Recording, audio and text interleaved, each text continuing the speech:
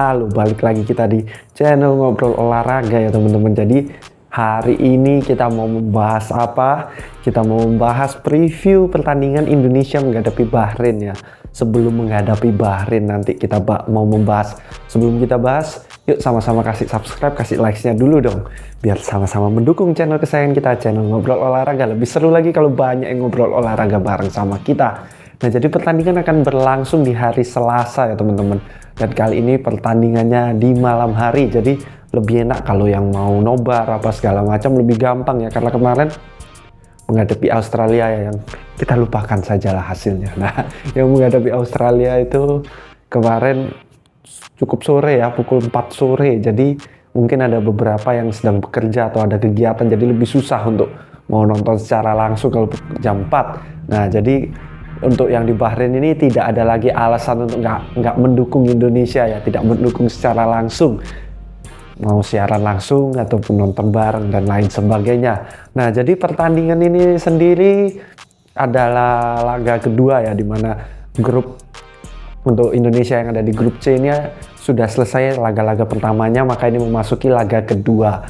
Untuk laga kedua menghadapi Bahrain, dimana kemarin saat menghadapi Bahrain, Indonesia memiliki kans besar untuk menang ya. Di laga pertama udah hampir menang ya, sampai sempat viral karena terlalu panjang injury time waktu tambahannya, maka sampai keluar meme 90 tambah 6 jadi berapa? Silahkan tulis di kolom komentar 90 tambah 6 berapa.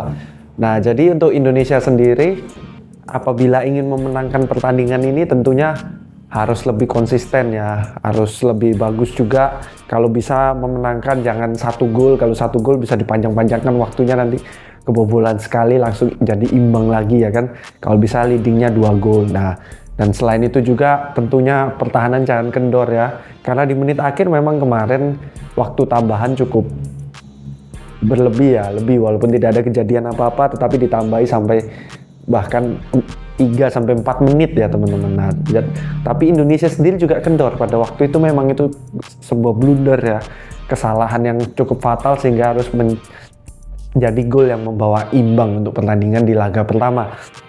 Nah, sekarang sendiri ya, seperti kita ketahui, ini kita di era kepelatihan baru bersama dengan Coach Patrick Kluivert ya, dimana kemarin adalah laga debutnya, dimana itu yang kita katakan sebagai laga paling penting ya di era modern sepak bola Indonesia, dimana menghadapi Australia berebut posisi kedua. Nah, jadi untuk Indonesia sendiri posisinya sekarang sangat sulit ya, karena di grup ada 2 tim yang akan langsung lolos ke Piala Dunia, peringkat 1 dan peringkat 2. Nah, peringkat 1 sendiri sudah bisa dipastikan adalah Jepang yang memegang peringkat 1. Maka perebutan peringkat 2 kemarin menghadapi Australia sayang sekali harus menelan kekalahan Indonesia, sehingga Indonesia peringkatnya cukup turun cukup jauh ya. Nah, sekarang Indonesia dalam 3 laga terakhir ini setidak-tidaknya 2 harus dimenangkan, karena yang satu pertandingan menghadapi Jepang mungkin agak susah ya kalau ditargetkan untuk menang.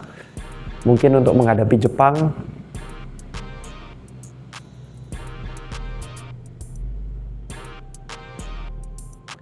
target yang lebih realistis mungkin mengejar imbang ya. Menghadapi Jepang mungkin nanti bisa bermain bertahan atau bagaimana, menahan possession sambil bertahan sehingga bisa mendapatkan imbang saja 1 poin dari Jepang, dan juga mendapatkan 6 poin dari menghadapi Bahrain dan juga China ya teman-teman, dimana Bahrain dan China adalah bisa dibilang lawan yang sangat mungkin untuk dikalahkan oleh Indonesia. Indonesia harus menangkan kedua pertandingan ini, barulah bisa punya kans untuk menjadi peringkat 2. Kalau tidak bisa menangkan kedua pertandingan ini ya, kemungkinan target hanya bisa peringkat 3 saja, di mana peringkat 3 nanti akan lanjut ke babak kualifikasi berikutnya menghadapi benua-benua lain. Sedangkan kalau membahas mengenai sepak bola, benua-benua lain itu biasa berat ya teman-teman, karena Asia termasuk benua yang di dalam olahraga lah secara umum Asia biasa cukup kurang kompetitif kalau dibandingkan dengan benua-benua lain. Jadi jangan lupa ya teman-teman, ini pertandingan menghadapi Bahrain ini sangat penting, jangan sampai kendor, kita kasih dukungan yang maksimal. Mungkin kita kemarin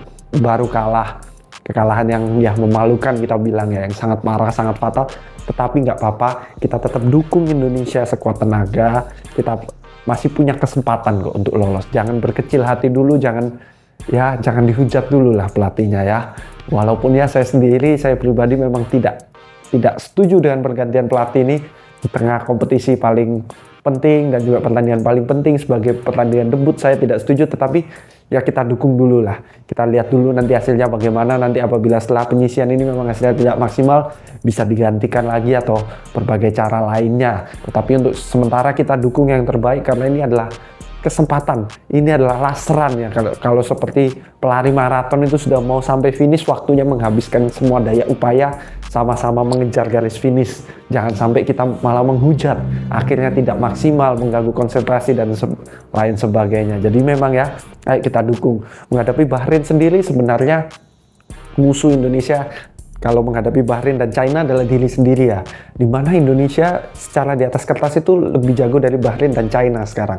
Jadi Indonesia kemungkinan bisa menguasai permainan. Nah ini yang akan jadi problem teman-teman.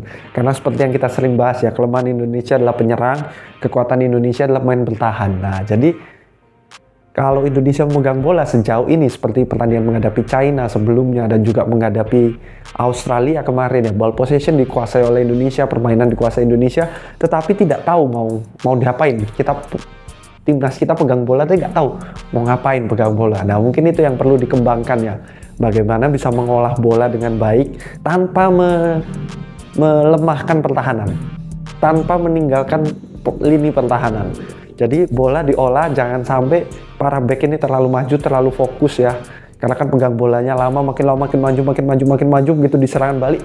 Tidak ada sama sekali yang kembali, betul-betul seperti kuburan Martin Paes sendirian, tidak ada kawannya.